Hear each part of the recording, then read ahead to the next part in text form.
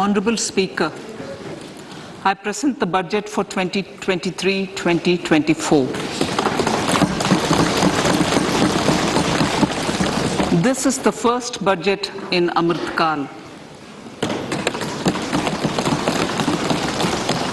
This budget hopes to build on the foundation laid in the previous budget and the blueprint drawn for India at 100. We envision a prosperous and inclusive India in which the fruits of development will reach all sections and citizens, especially our youth, women, farmers, OBCs, scheduled castes and scheduled tribes. In the 75th year of our independence, the world has recognized the Indian economy as a bright star. Our current year's economic growth is estimated to be at 7%. It is notable that this is the highest among all the major economies. This is in spite of the massive slowdown globally caused by COVID-19 and the war. The Indian economy is therefore on the right track and despite a time of challenges, heading towards a bright future. Today, as Indians stand with their head held high and the world appreciates India's achievements and successes, we are sure that elders who had fought for India's independence will, with joy, bless us in our endeavors going forward as well.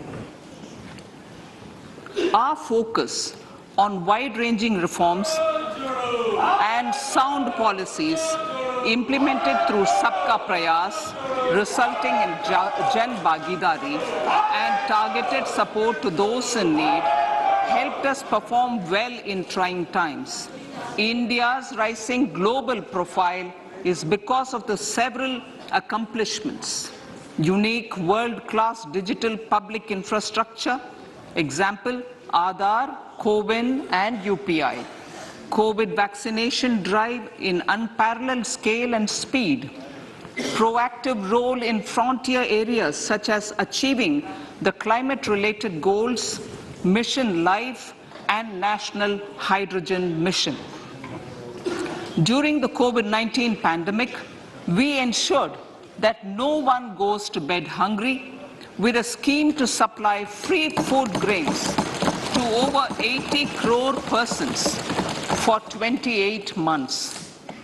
Continuing our commitment to ensure food and nutritional security, we are implementing from 1st January 2023 a scheme to supply free food grain to all Antyodaya and priority households for the next 1 year. Under PM Garib Kalyan Anna Yojana, the entire expenditure of about 2 lakh crore will be borne by the central government. In these times of global challenges, the G20 presidency gives us a unique opportunity to strengthen India's role in the world economic order. With the theme of Vasudhaiva Kutumbakam, we are steering an ambitious, people-centric agenda to address global challenges and to facilitate sustainable economic development. The government's efforts since 2014 have ensured for all citizens a better quality of life and life of dignity. The per capita income has more than doubled to 1.97 lakh rupees. In these 9 years, the Indian economy has increased in size from being 10th to 5th largest in the world. We have significantly improved our position as well as a well-governed and innovative country with a conducive environment for business as reflected in several global indices. we have made a significant progress in many sustainable development goals. The economy has become a lot more formalized, as reflected in the EPFO membership, more than doubling to 27 crore, and rupees 7,400 crore digital payments of 126 lakh crore rupees through UPI in 2022. The efficient implementation of many schemes with universalization of targeted benefits has resulted in inclusive development. Some of the schemes are 11.7 crore household toilets under Swachh Bharat mission, which is achieved, 9.6 crore LPG connections under Ujjwala, 220 crore COVID vaccination of 102 crore persons, 47.8 crore PM Jan Dhan bank accounts, insurance cover for 44.6 crore persons under PM Suraksha Bima and PM Jeevan Jyoti Yojana, and cash transfer of 2.2 lakh crores of rupees to 11.4 crore to over 11.4 crore farmers under PM Kisan Samman Nidhi. Our vision for the Amrit Kal includes technology-driven and knowledge-based economy with strong public finances and a robust financial sector. To achieve this, Jan Bhagidari through Sabka Saath, Sabka Prayas is essential. The economic agenda for achieving this vision focuses on three things. First, facilitating ample opportunities for citizens, especially the youth, to fulfill their aspirations. Second, providing strong impetus to growth and job creation. And third, strengthening macroeconomic stability. To service these focus areas in our journey to India at 100, we believe that the following four opportunities can be transformative during Amrit Kal. Economic empowerment of women.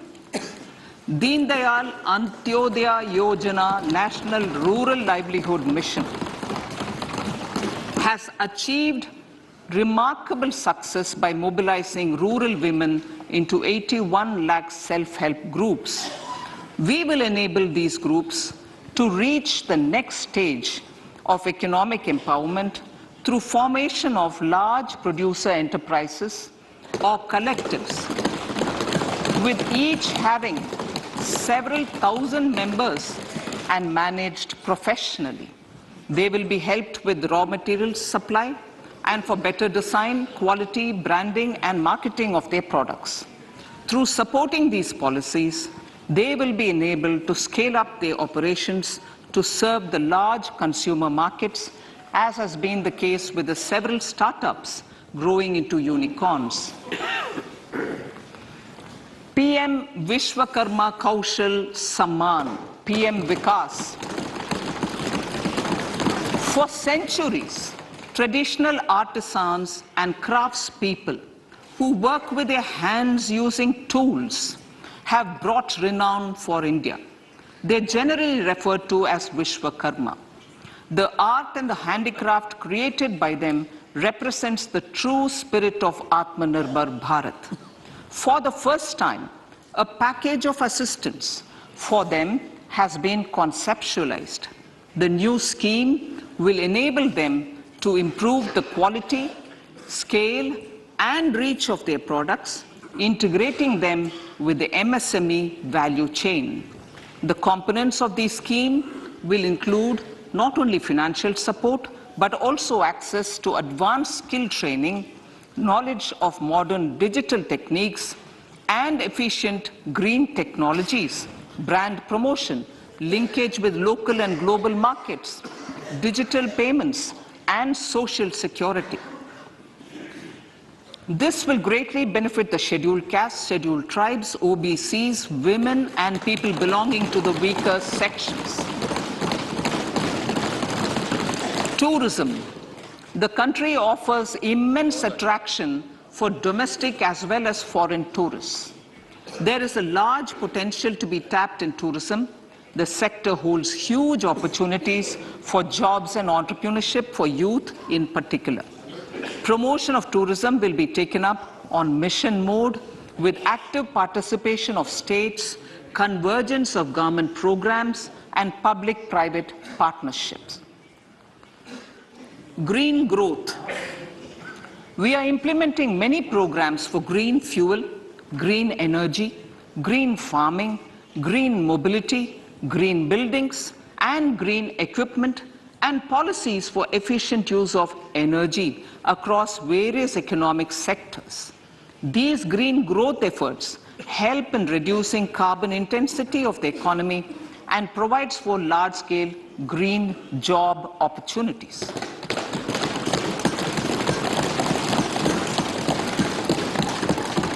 Priorities of this budget.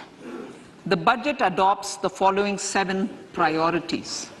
They complement each other and act as the Saptarishi guiding us through the Amritkal. Inclusive development, reaching the last mile, infrastructure and investment, unleashing the potential, green growth, youth power, and financial sector.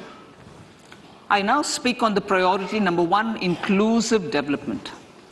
The government's philosophy of Sabka Saath, Sabka Vikas has facilitated inclusive development covering in specific farmers, women, youth, OBCs, scheduled castes, scheduled tribes, Divyangjan, and economically weaker sections, and overall priority for the underprivileged, Vanchiton ko Variyata.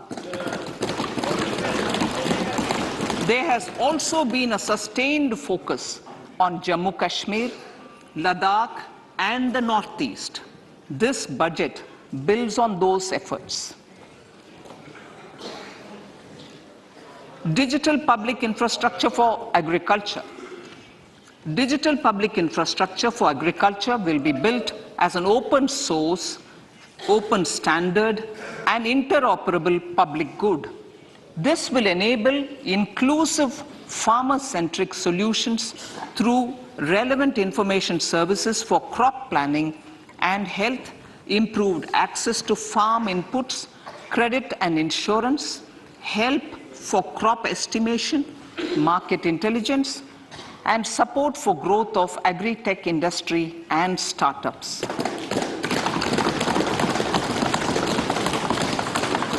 An agriculture accelerator fund. An agriculture accelerator fund will be set up to encourage agri-startups by young entrepreneurs in rural areas. The fund will aim at bringing innovative and affordable solutions for challenges faced by farmers. It will also bring in modern technologies to transform agricultural practices, increase productivity and profitability. To enhance the productivity of extra long staple cotton, we will adopt a cluster-based and value chain approach through public-private partnerships. This will mean collaboration between farmers, state, and industry for input supplies, extension services, and market linkages. We will launch an Atmanirbhar Clean Plant program to boost availability of disease-free, quality planting material for high-value horticultural crops at an outlay of 2,200 crores. Global hub for millets, which are Sri Anna. India is the forefront.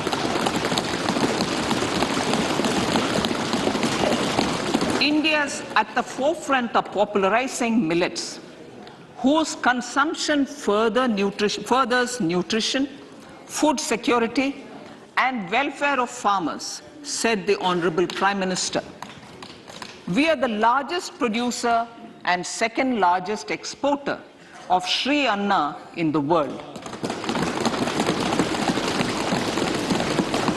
We grow several types of Sri Anna, such as Sri Anna Jowar, Sri Anna Ragi, Sri Anna Bajra, Sri Anna Kutu, Ramdana, Kangni, Kutni, Kutki, Kodo, China, and Sama. These have a number of health benefits and have been an integral part of our food for centuries. I acknowledge with pride the huge service done by small farmers in contributing to the health of fellow citizens by growing these Sri Anna. Now, to make India a global hub for Sri Anna, the Indian Institute of Millet Research, ideally Indian Institute of the Sri Anna Research, Hyderabad, will be supported as the center of excellence for sharing best practices, research, and technologies at the international level. The agricultural credit target will be increased to 20 lakh crores with focus on animal husbandry, dairy, and fisheries. We will launch a new sub-scheme of PM Matsya Sampada Yojana, which is an existing scheme, but we launch a new sub-scheme with targeted investment of 6,000 crores to further enable activities of fishermen, fish vendors, and micro and small entrepreneurs, improve value chain efficiencies, and expand the market. For farmers, especially small and marginal farmers and other marginalized sections, the government is promoting cooperative-based economic development model. A new Ministry of Cooperation was formed with a mandate to realize the vision of Sahkar Se Samriddhi. To realize this vision, the government has already initiated computerization of 63,000 primary agricultural credit societies with an investment of 2,516 crores. In consultation with all the stakeholders and the states, model bylaws for PACS were formulated, enabling them to become multi-purpose PACS. A national cooperative database is being prepared for countrywide mapping of cooperative societies. With this backdrop, we will implement a plan to set up massive decentralized storage capacity.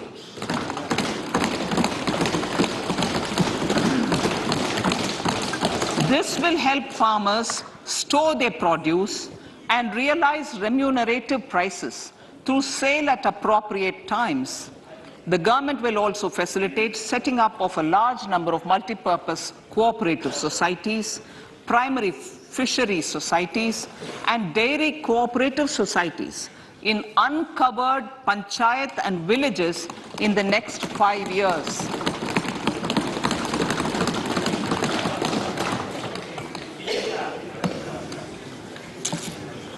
Health, education, and skilling.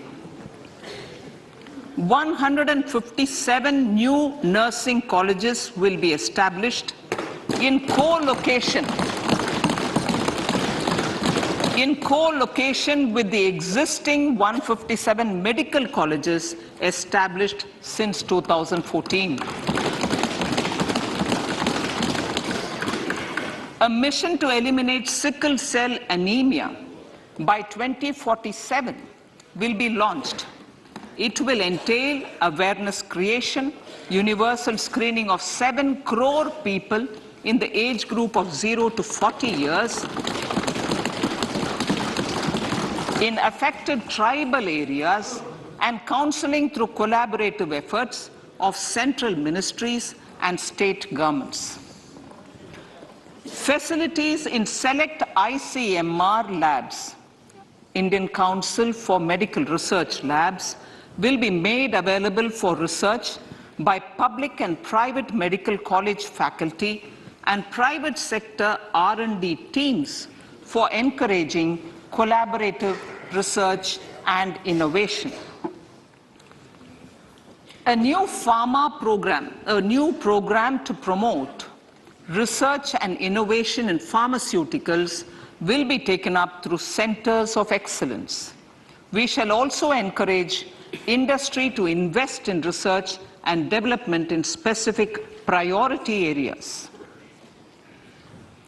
Dedicated multidisciplinary courses for medical devices will be supported in existing institutions to ensure availability of skilled manpower for futuristic medical technologies, high-end manufacturing, and research. Teachers' training. Teachers' training will be re-envisioned through innovative pedagogy, curriculum transaction, continuous professional development, dipstick surveys, and ICT implementation. The District Institute of Education and Training will be developed as vibrant institutes of excellence for this purpose.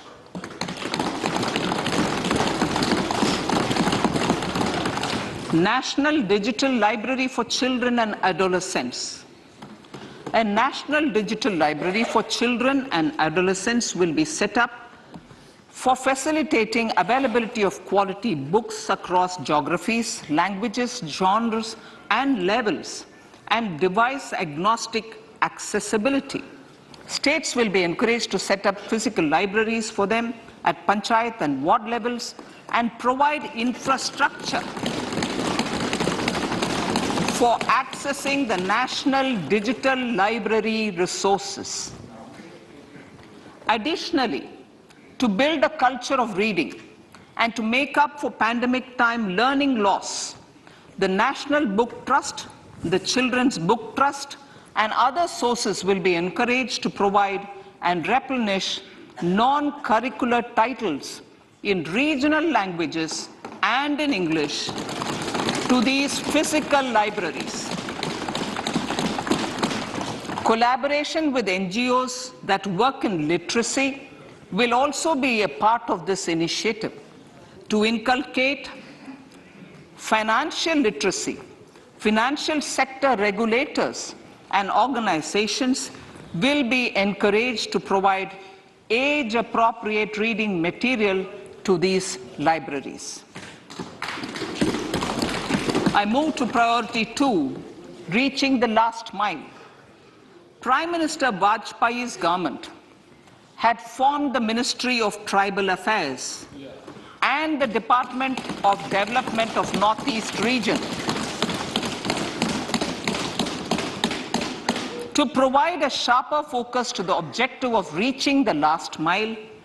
Our government has formed the Ministries of Ayush, Fisheries, Animal Husbandry and Dairying, Skill Development, Jal Shakti and Cooperation.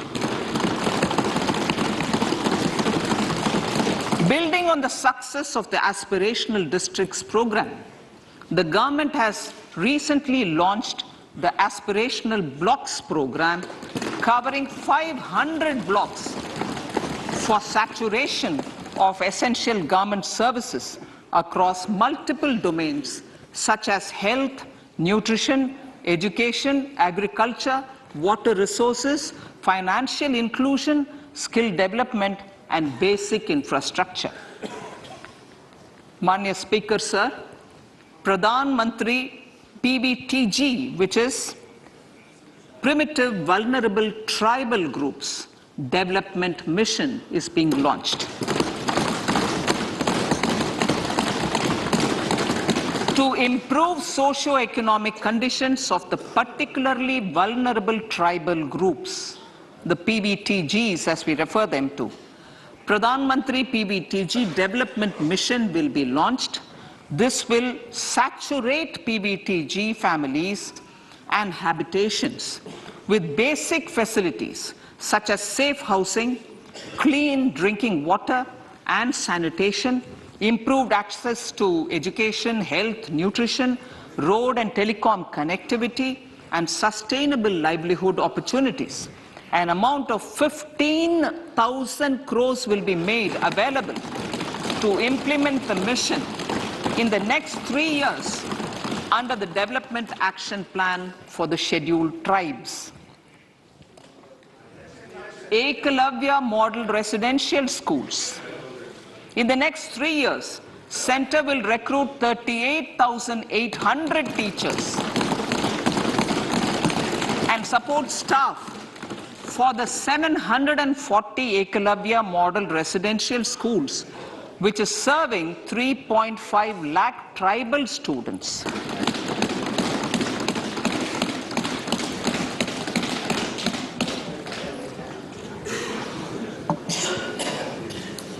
In the drought-prone central regions of Karnataka, central assistance of 5,300 crore will be given to Upper Bhadra project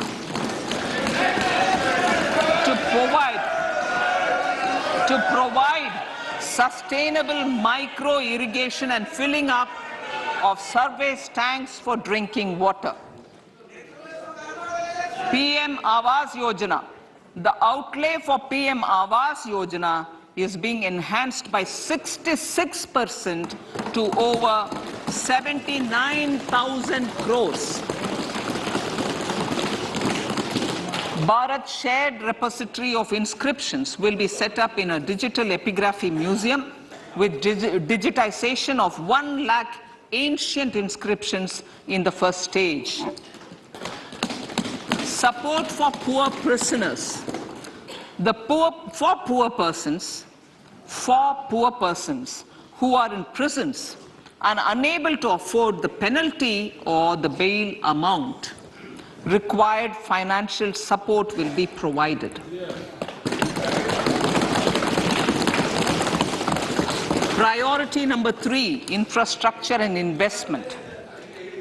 Investments in infrastructure and productive capacity have a large multiplier impact on growth and employment. After the subdued period of the pandemic, private investments are growing again. The budget takes the lead once again to ramp up the virtuous cycle of investment and job creation.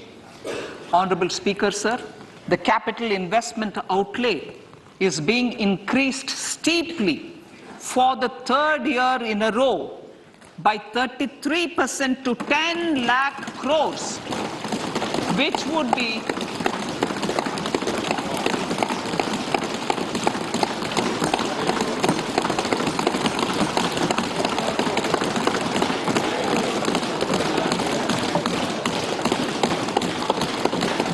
which would be 3.3% of GDP.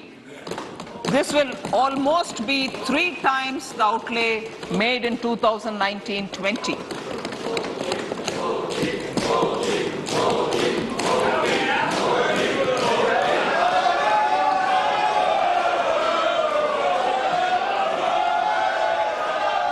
This substantial increase in recent years is central to the government's efforts to enhance growth potential and job creation, crowd in private investments, and provide a cushion against global headwinds. The direct capital investment by the center is complemented by the provision made for creation of capital assets through grants and aids to state. The effective capital expenditure of the center is budgeted at 13.7 lakh crore rupees, which will be 4.5% of GDP. Support to state governments for capital investment.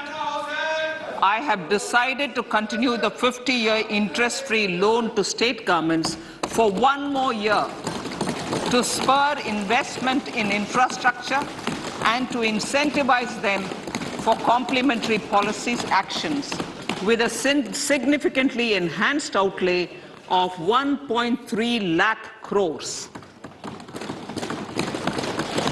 The newly established Infrastructure Finance Secretariat will assist all stakeholders for more private investment in infrastructure, including railways, roads, urban infrastructure and power, which are predominantly depend on public resources.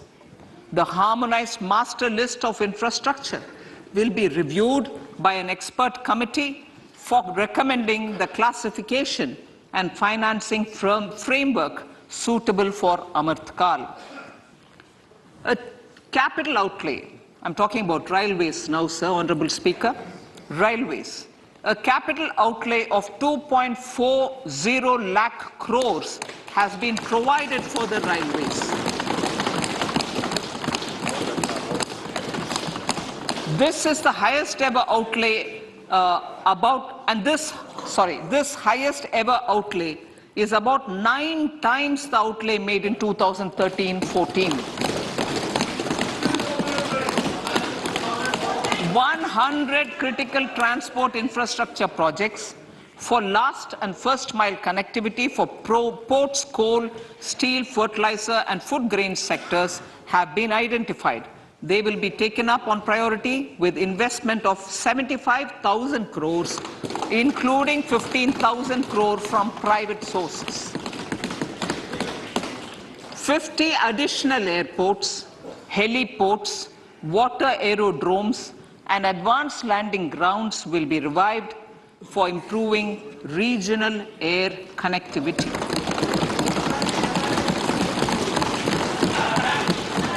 Sustainable cities for tomorrow.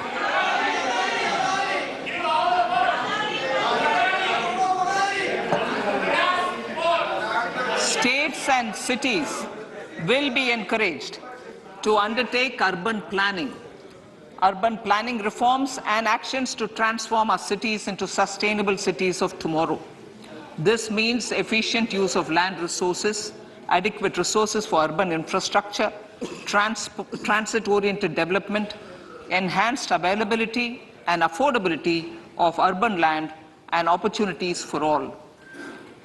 Through property tax governance reforms and ring-fencing user charges on urban infrastructure, cities will be incentivized to improve their creditworthiness for municipal bonds. Like the RIDF, an urban infrastructure development fund will be established through use of priority sector lending shortfall. This will be managed by the National Housing Bank and will be used by public agencies to create urban infrastructure in Tier 2 and Tier 3 cities. States will be encouraged to leverage resources from the grants of the 15th Finance Commission as well as existing schemes to adopt appropriate user charges while accessing the UIDF. We expect to make available 10,000 crore rupees per annum for this purpose. All cities and towns will be enabled for 100% mechanical desludging of septic tanks and sewers to transition from manhole to machine hole mode.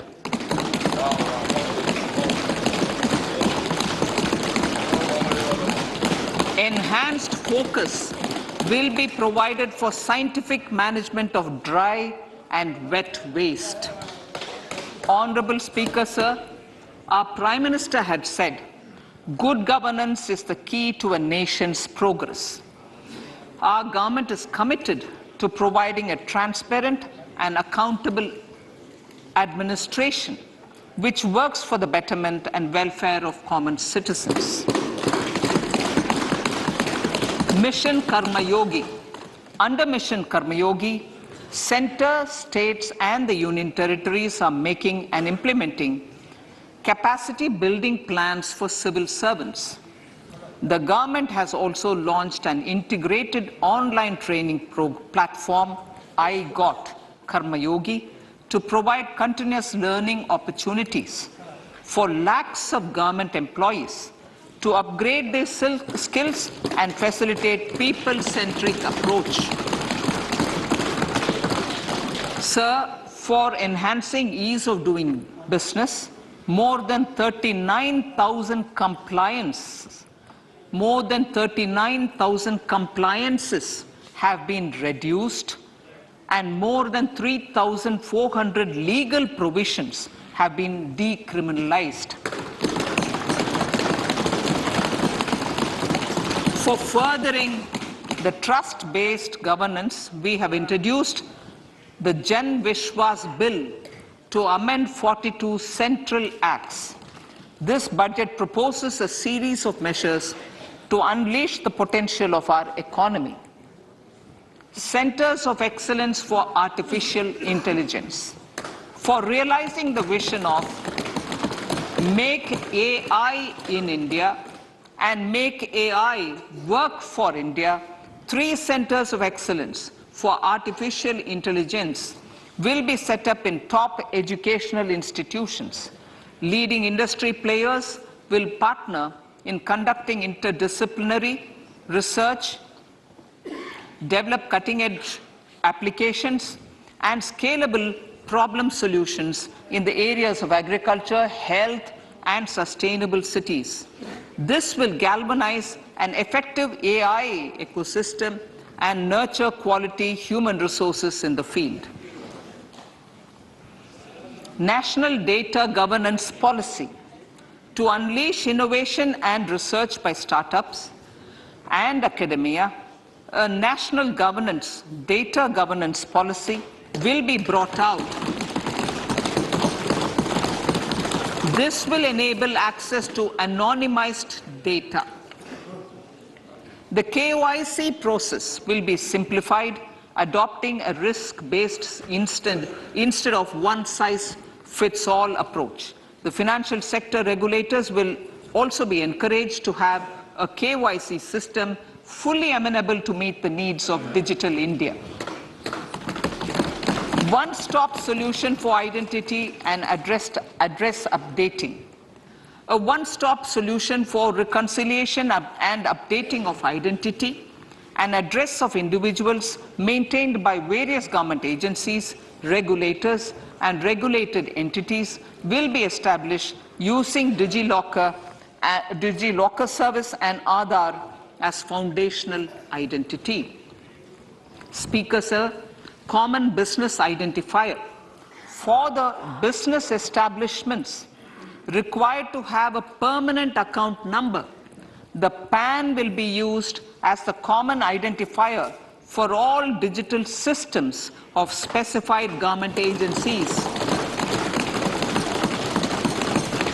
This will bring ease of doing business, and it will be facilitated through a legal mandate. For obviating the need for separate submission of same information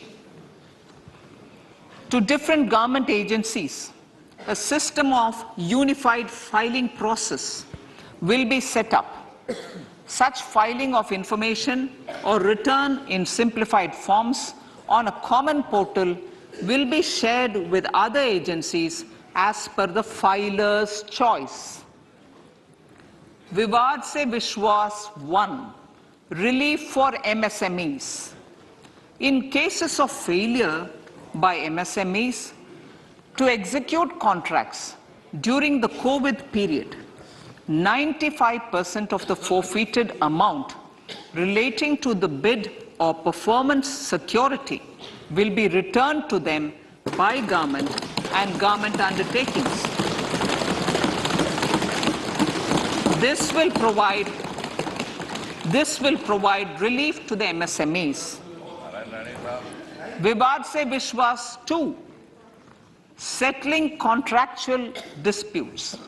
To settle contractual disputes of government and government undertakings, wherein arbitral award is under challenge in a court, a voluntary settlement scheme with standardized terms will be introduced. This will be done by offering graded settlement terms depending on pendency level of the dispute. The state support mission of Niti Aayog will be continued for 3 years for our collective efforts towards national priorities. Result-based financing.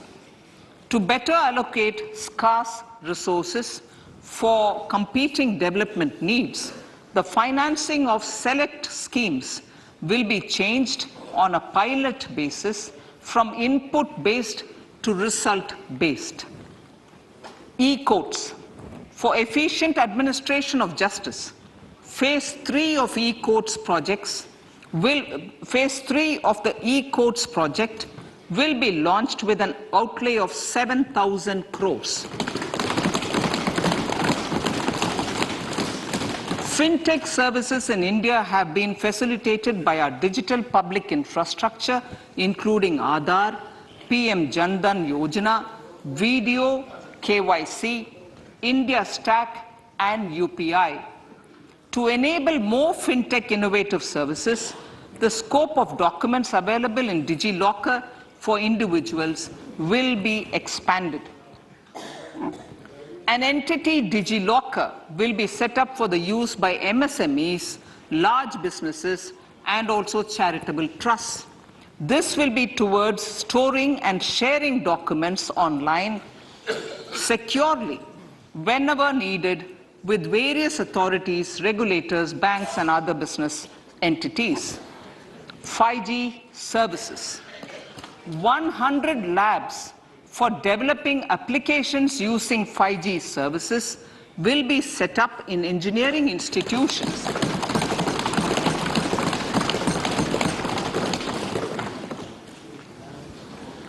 To realize a new range of opportunities, business models, and employment potential, the labs will cover, among others, applications such as smart classrooms, precision farming, intelligent transport systems, and healthcare applications.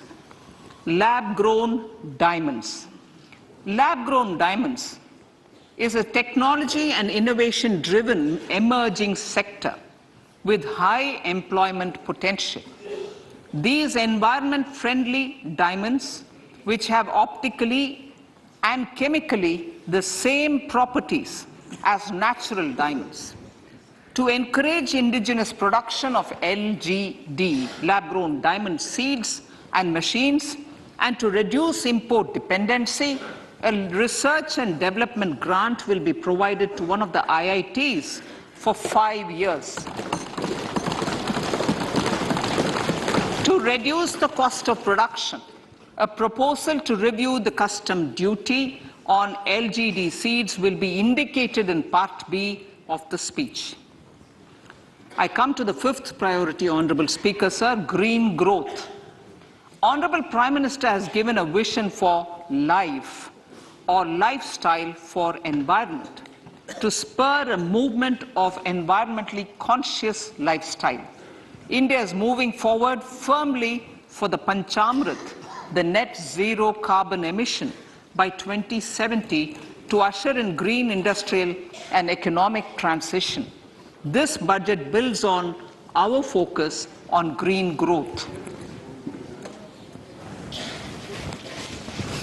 The recently launched National Green Hydrogen Mission, with an outlay of 19,700 crores, will facilitate transition of the economy to low carbon intensity, reduce dependence on fossil fuel imports, and make the country assume technology and market leadership in this sunrise sector.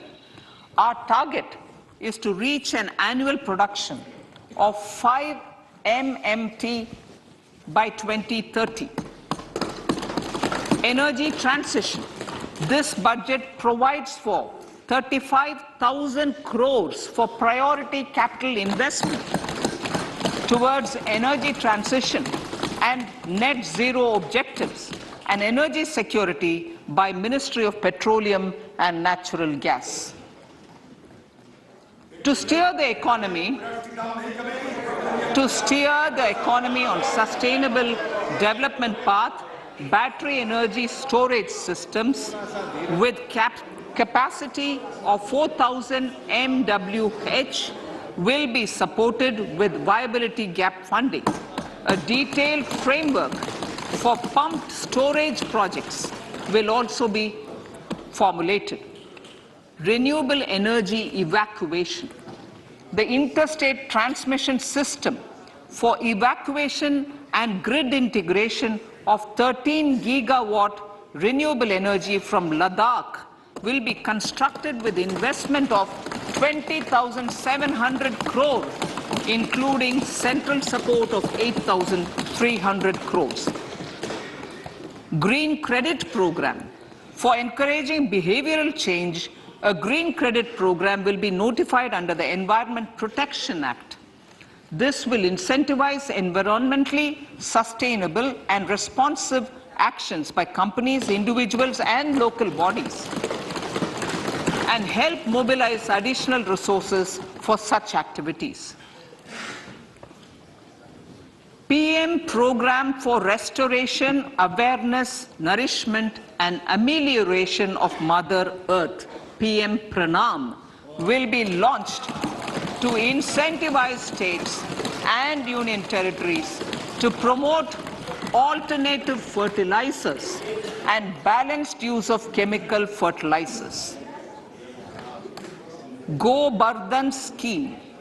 500 new waste to wealth plants under Go Bardhan, galvanizing organic bio-agro resources done. Go Bardhan scheme will be established for promoting circular economy.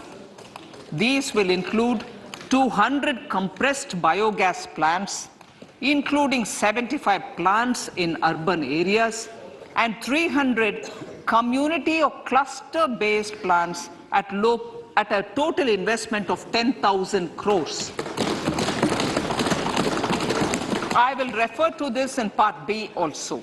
In due course, a 5% CBG mandate will be introduced for all organizations marketing natural and biogas. For collection of biomass and distribution of biomanure, appropriate fiscal support will also be provided. Bharatiya Prakritik Kheti Bio Input Resource Centers. Over the next 3 years, we will facilitate 1 crore farmers to adopt natural farming. For this, Honorable Speaker, 10,000 bio input resource centers will be set up, creating a national level distributed micro fertilizer and pesticide manufacturing network. Mishti.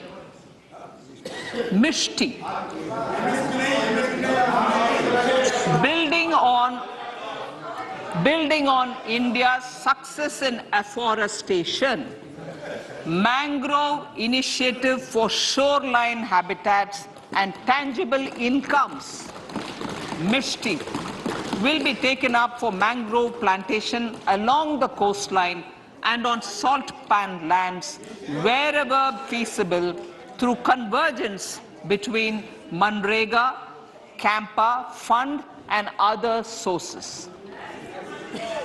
Amrit Dharohar. Wetlands are vital ecosystems which sustain biological diversity.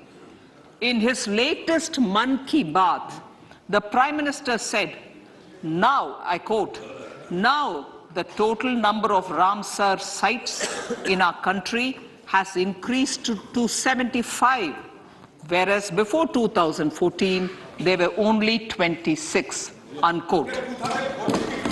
Local communities have always been at the forefront of conservation efforts. The government will promote their unique conservation values through Amrit Dharohar, a scheme that will be implemented over the next 3 years to encourage optimal use of wetlands and enhance biodiversity, carbon stock, ecotourism opportunities, and income generation for local communities. Coastal shipping. Coastal shipping will be promoted as the energy efficient and lower cost mode of transport, both for passengers and freight, through PPP mode with viability gap funding. Vehicle replacement. Vehicle replacement is an important continuing policy, replacing the old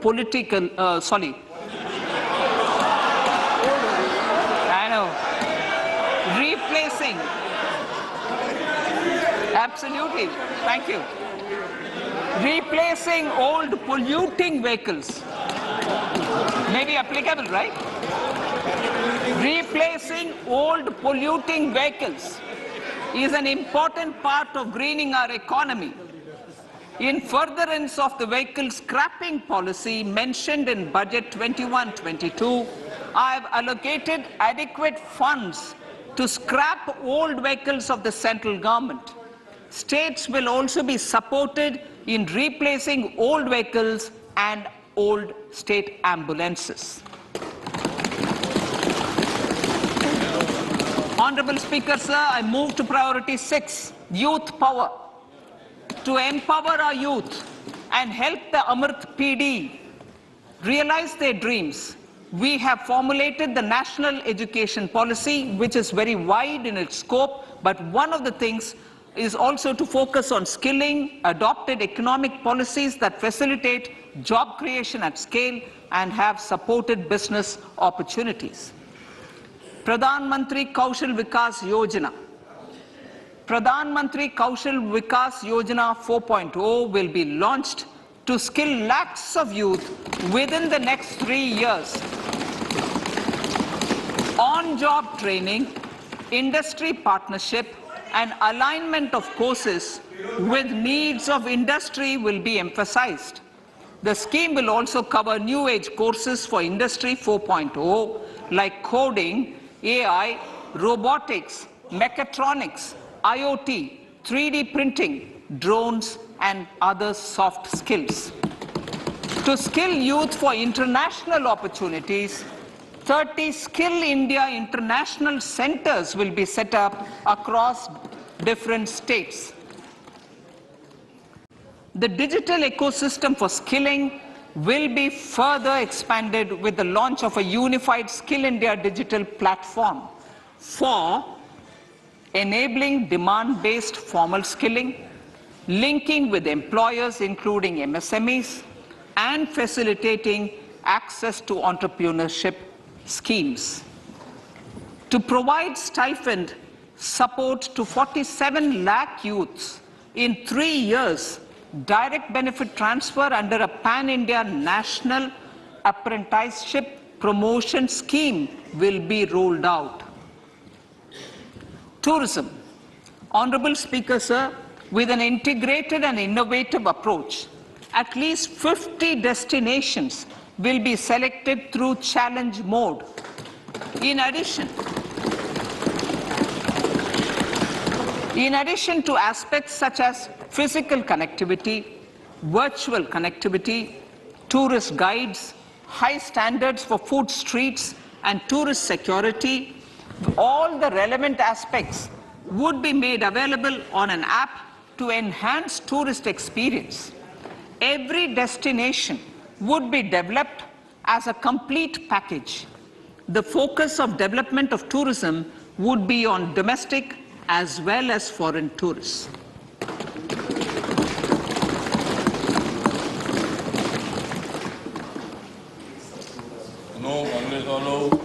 Sector-specific skilling and entrepreneurship development will be dovetailed to achieve the objectives of Dekho Apna Desh initiative. This was launched as an appeal by the Honorable Prime Minister to the middle class to prefer domestic tourism over international tourism. The integrated development of theme-based tourist circuits, the Swadesh Darshan scheme, was also launched. Under the Vibrant Villages program, tourism infrastructure and amenities will be facilitated in border villages. Unity Mall. States will be encouraged to set up a Unity Mall in their state capital or most prominent tourism center or the financial capital for promotion and sale of their one district, one product and GI products and other handicraft products, and for providing space for such products of all other states as well. Sir, priority number 7, financial sector. Our reforms in the financial sector and innovative use of technology have led to financial inclusion at scale, better and faster service delivery, ease of access to credit, and participation in financial markets. This budget proposes to further these measures. Credit guarantee for MSMEs. Last year, I proposed revamping of the credit guarantee scheme for the MSMEs. I am happy to announce that the revamped scheme will take effect from 1st April 2023 through infusion of 9,000 crores in the corpus.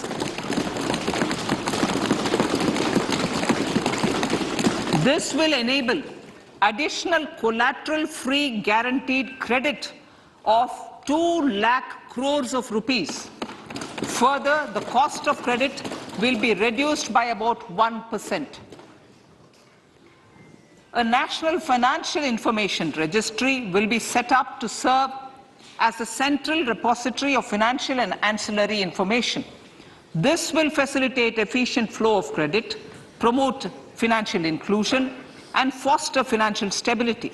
A new legislative framework will govern this credit public infrastructure and will be designed in consultation with the RBI.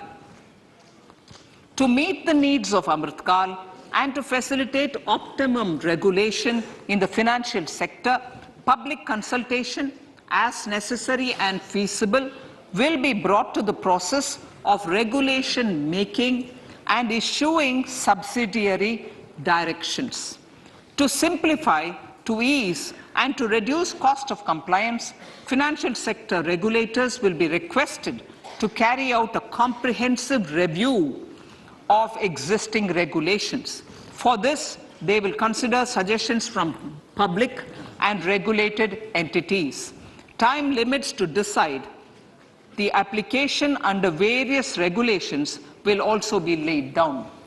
Honorable Speaker, sir, to enhance business activities in GIFT IFSC, the following measures will be taken. Delegating powers under the SEZ Act to the IFSCA to avoid dual regulation. Setting up a single window IT system for registration and approval of IFSCA, SEZ authorities, GSTN, RBI, SEBI, and IRDAI. Permitting acquisition financing by IFSC banking units of foreign banks. Establishing a subsidiary of Exim Bank for trade refinancing. Amending IFSCA Act for statutory provisions for arbitration, ancillary services, and avoiding dual regulation under the SEZ Act, and recognizing offshore derivative instruments as valid contracts. Honorable Speaker, sir, data embassy. For countries looking for digital continuity solutions, we will facilitate setting up of their data embassies in GIFT IFSC.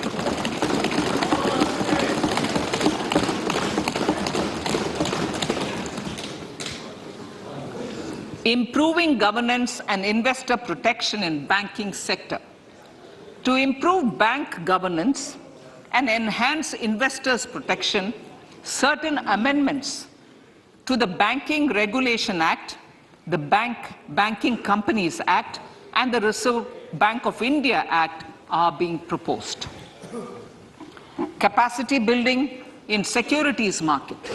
Honorable Speaker, sir, to build capacity of functionaries and professionals in the securities market, SEBI will be empowered to develop, regulate, maintain, and enforce norms and standards for education in the National Institute of Securities Markets and to recognize award of degrees, diplomas, and certificates. A central processing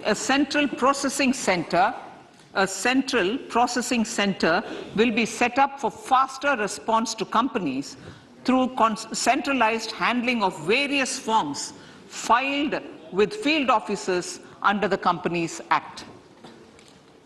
Reclaiming of shares and dividends.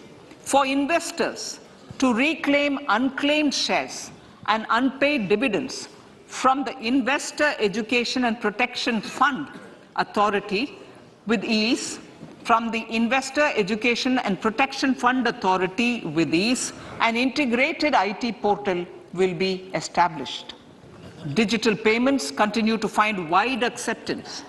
In 2022, they show an increase of 76% in transaction and 91% in value. Fiscal support for this digital public infrastructure will continue in 2023-2024. Azadi Ka Amrit Mahotsav, Mahila Samman Bachat Patra. For commemorating Azadi Ka Amrit Mahotsav, a one-time new small savings scheme, Mahila Samman Savings Patra or Savings Certificate, Mahila Samman Savings Certificate will be made available for a 2-year period up to March 2025. This will offer deposit facility up to 2 lakh in the name of a woman or girls for a tenure of 2 years at fixed interest rate of 7.5% with partial withdrawal option. Senior citizens. The maximum deposit limit for senior citizens savings scheme will be enhanced from 15 lakh to 30 lakhs of rupees. The maximum deposit limit for monthly income account scheme will be enhanced from 4.5 lakh to 9 lakh for single account and from 9 lakh to 15 lakh for joint account. Honorable Speaker, sir, fiscal management. 50 years interest-free loan to states. The entire 50-year loan to states has to be spent on capital expenditure within 2023-24. Most of this will be at the discretion of the states, but a part will be conditional on states increasing their actual capital expenditure.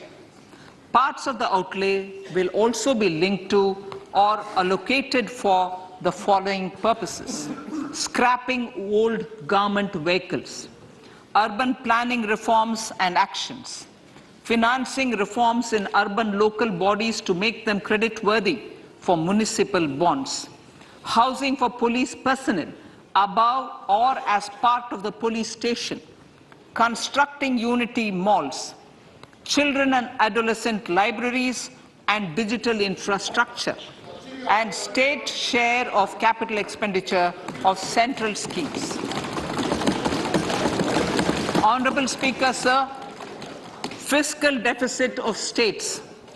States will be allowed a fiscal deficit of 3.5% of GSDP, of which 0.5% will be tied to power sector reforms. Revised estimates 2022 to 2023. The revised estimate, Honorable Speaker, sir, of the total receipts other than borrowing is 24.3 lakh crores, of which the net tax receipts are 20.9 lakh crores.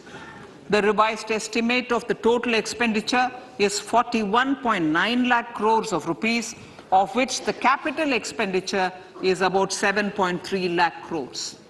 The revised estimate of the fiscal deficit is 6.4% of GDP, adhering to the budget estimate. So budget estimates of 2023-24. Coming to 2023-24, the total receipts other than borrowings and the total expenditure are estimated at 27.2 lakh crores and 45 lakh crores respectively. The net tax receipts are estimated at 23.3 lakh crores. The fiscal deficit is estimated to be 5.9% of the GDP. In my budget speech for 21-22, I had announced that we plan to continue the path of fiscal consolidation, reaching a fiscal deficit of below 4.5% by 2025-26, with a fairly steady decline over the period. We have adhered to this path, and I reiterate my intention to bring the fiscal deficit below 4.5% of GDP by 2025-26. To finance the fiscal deficit in 2023-24, the net market borrowings from dated securities are estimated at 11.8 lakh crores. The balance financing is expected to come from small savings and other sources. The gross market borrowings are estimated at 15.43 lakh crores of rupees. Honorable Speaker, sir, I now move to Part B.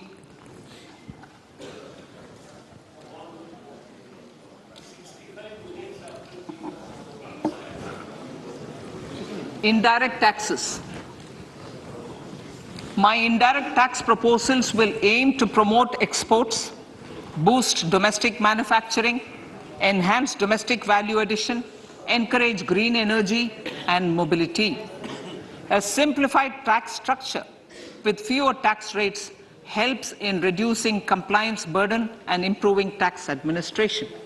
I propose to reduce the number of basic customs duty rates on goods other than textiles and agriculture from 21 to 13.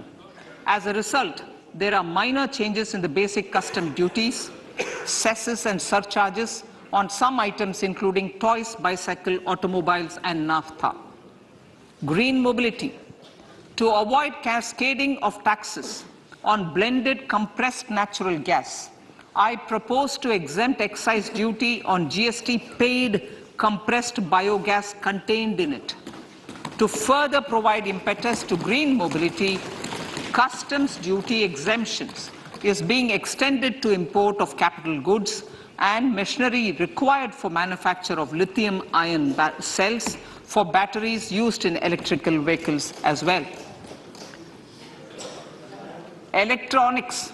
As a result of various initiatives of the government, including phased manufacturing program, mobile phone production in India has increased from 5.8 crore units valued at about 18,900 crore in 2014-15 to 31 crore units valued at 2,75,000 crore in the last financial year.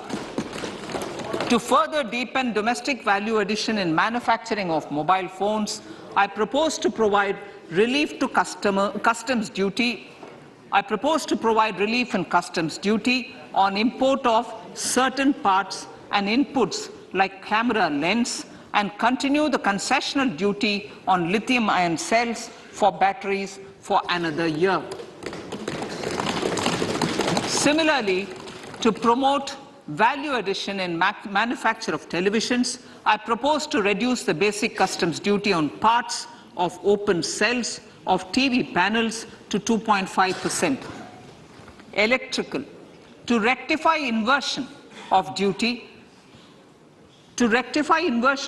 structure and encourage manufacturing of electric kitchen chimneys, the basic custom duty on electric kitchen chimney is being increased from 7.5% to 15%, and that on heat coils for these is proposed to be reduced from 20% to 15%.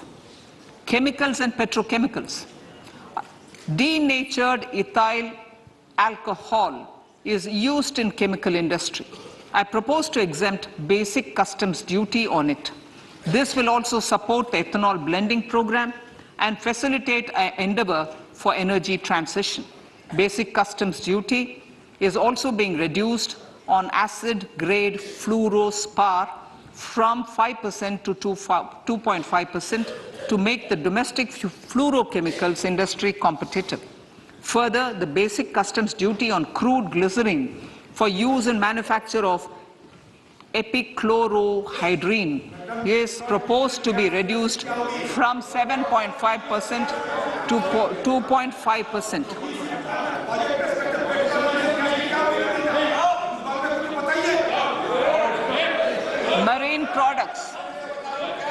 In the last financial year, marine products recorded the highest export growth, benefiting farmers in the coastal states of the country. To further enhance the export competitiveness of marine products, particularly shrimps, duty is being reduced on key inputs for domestic manufacture of shrimp feed. India is a global leader, as I said in Part A, in cutting and polishing of natural diamonds, contributing about 3/4 of the global turnover by value. With the depletion of deposits of natural diamonds, the industry is moving towards lab-grown diamonds, and it holds huge promise. To seize this opportunity, I propose to reduce the basic customs duty on seeds used in their manufacture. Custom duties on doré and bars of gold and platinum were increased earlier this fiscal. I propose to increase the duties on articles made therefrom to enhance the duty differential. I also propose to increase the import duty on silver doors, bars and articles to align them with that on gold and platinum. To facilitate availability of raw materials for the steel sector, exemptions from basic custom duty on raw materials for manufacture of CRGO steel, ferrous scrap and nickel cathode is being continued. Similarly, the concessional BCD of 2.5% on copper scrap is also being continued to ensure the availability of raw materials for secondary copper producers who are mainly in the MSME sectors. Compounded rubber. The basic custom duty rate on compounded rubber is being increased from 10% to 25% or 30 kg, whichever is lower, at par with that of natural rubber other than latex, to curb circumvention of duty. Cigarettes. National calamity contingent duty on specified cigarettes was last revised 3 years ago. This is proposed to be revised upwards by about 16%. Direct taxes. I now come to my direct tax proposals. Honorable Speaker, these proposals aim to maintain continuity and stability of taxation, further simplify and rationalize various provisions to reduce the compliance burden, promote the entrepreneurial spirit, and provide tax relief to citizens. It has been constant endeavor of the Income Tax Department to improve taxpayer services by making compliance easy and smooth. Our taxpayers portal received a maximum of 72 lakh returns in a day, processed more than 6.5 crore returns this year. Average processing period reduced from 93 days in financial year 13-14 to 16 days only now. And 45% of the returns were processed within 24 hours. We intend to further improve this, roll out the next generation common IT return form for taxpayer convenience, and also plan to strengthen the grievance redressal mechanism. MSMEs and professionals. MSMEs are growth engines of our economy. Micro enterprises with turnover up to 2 crore of rupees and certain professionals with turnover of up to 50 lakh rupees can avail the benefit of presumptive taxation. I propose to provide enhanced limits of 3 crore and 75 lakh respectively to the taxpayers whose cash receipts are no more than 5%. Whose cash receipts are no more than 5%. Moreover, to support MSMEs in timely receipt of payments, I propose to allow deduction for expenditure incurred on payments made to them only when payment is actually made. Cooperation. Cooperation is a value to be cherished. In realizing our Prime Minister's goal for Sehkar Se Samriddhi and his resolve to connect the spirit of cooperation with the spirit of Amrit Kal, in addition to the measures proposed in Part A, I have a slew of proposals for the cooperation sector. First, new cooperatives that commence manufacturing activities till 2024, 31st March, shall get the benefit of a lower tax rate of 15%, as is presently available to new manufacturing companies. Secondly, I propose to provide an opportunity to sugar cooperatives to claim payments made to sugarcane farmers for the period prior to the assessment year 2016-17 as expenditure. This is expected to provide them a relief of almost 10,000 crores. Thirdly, I am providing a higher limit of 2 lakh per member for cash deposits to loans in cash by primary agricultural cooperative societies and primary cooperative agriculture and rural development banks. I repeat that. Thirdly, I am providing a higher limit of 2 lakh per member for cash deposits to and loans in cash by primary agricultural cooperative societies and primary cooperative agricultural and rural development banks. Similarly, a higher limit of 3 crore for TDS on cash withdrawal is being provided to cooperative societies. Startups.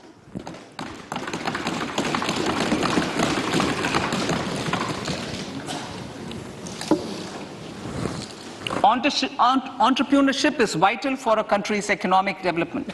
We have taken a number of measures for startups and they have borne results. India is now the third largest ecosystem for startups globally and ranks second in innovation quality among middle-income countries. I propose to extend the date of incorporation for income tax benefits to startups from 31/3/2023 to 31/3/2024. I further propose to provide the benefit of carry forward of losses on change of shareholding of startups from 7 years of incorporation to 10 years.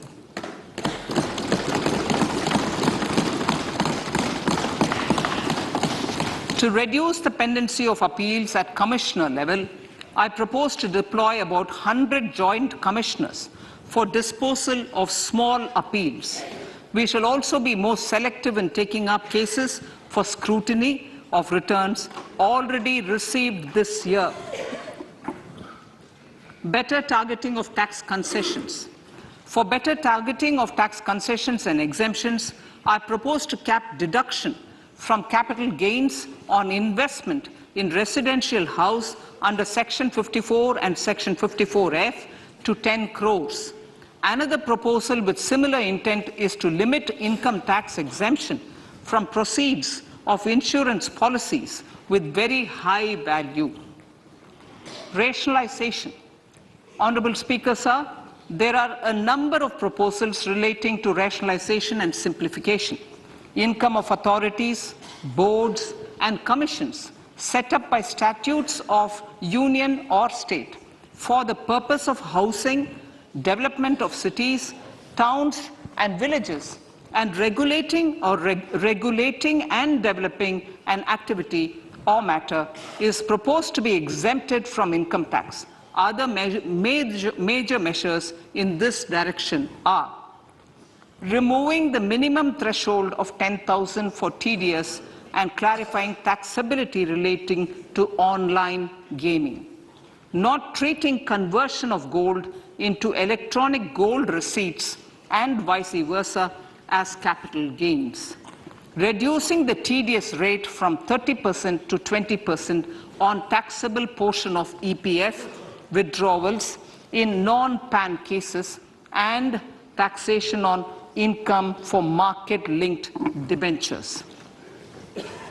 Other major proposals in the finance bill relate to the following: extension of period of tax benefits to funds relocating to IFSC, GIFT City till 31/3/2025, decriminalization under Section 276A of the Income Tax Act, allowing carry forward of losses on strategic disinvestment, including that of IDBI Bank, and providing EEE status to Agnivir Fund.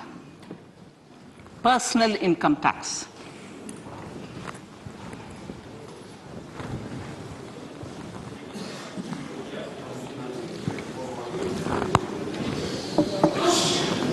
Now I come to what everyone is waiting for. Personal income tax. I have 5 major announcements to make in this regard. These primarily benefit our hard-working middle class.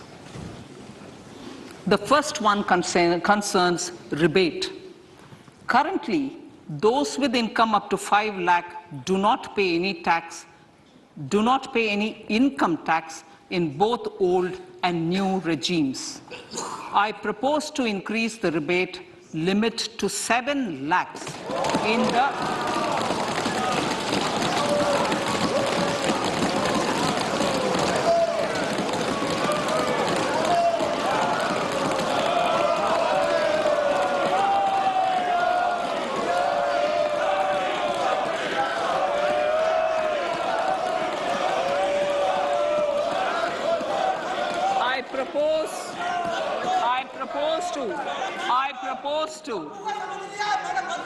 I propose to increase the rebate limit to 7 lakh in the new tax regime. Thus, persons in the new tax regime with income up to 7 lakhs will not have to pay any tax at all. The second proposal relates to middle-class individuals.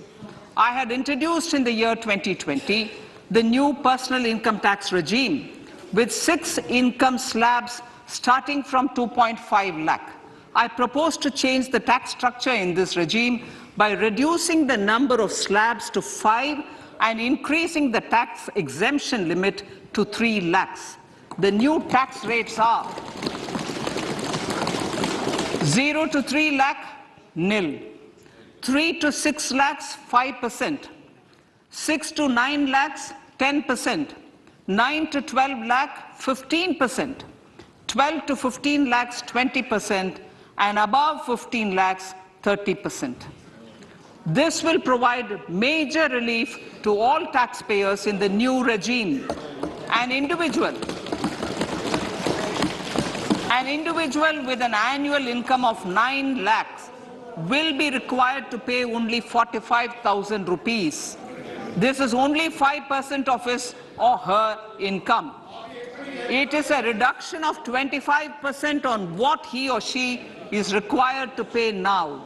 That is 60,000. So in the place of 60,000, it is now only 45,000. Similarly, an individual with an income of 15 lakh rupees would be required to pay only 1.5 lakh or 10% of his income or her income, a reduction of 20% from the existing liability of 1,87,500 rupees.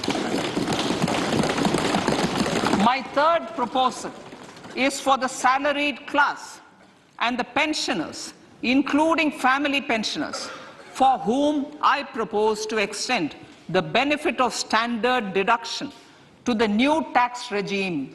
Each salaried person with an income of 15.5 lakh rupees or more will thus stand to benefit by 52,500 rupees.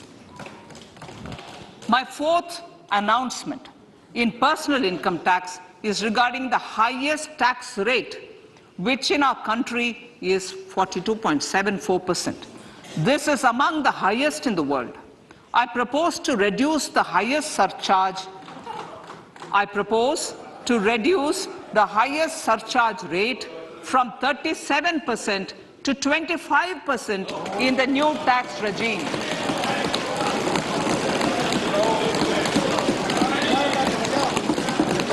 This would result in reduction of the maximum rate. This would result in the reduction of the maximum tax rate to 39%.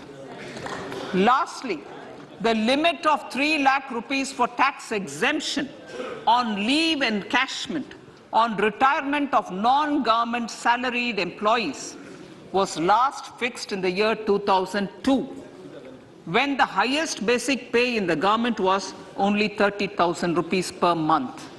In line with the increase in the government salaries, I am proposing to increase this limit to 25 lakh rupees.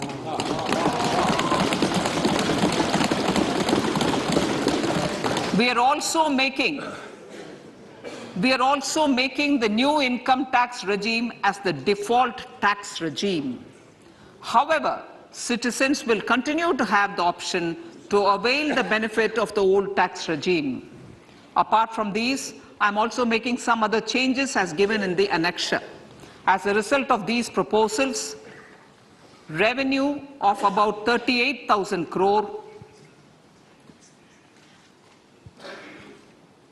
to 37,000 crore in direct taxes and rupees 1,000 crore in indirect taxes will be foregone, while revenue of about 3,000 crore will be additionally mobilized. Thus, the total revenue foregone is about 35,000 crores annually. Honorable Speaker, sir, with these words, I commend the budget to this August House.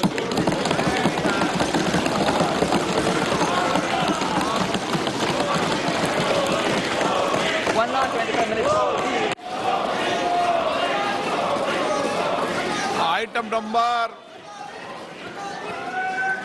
1.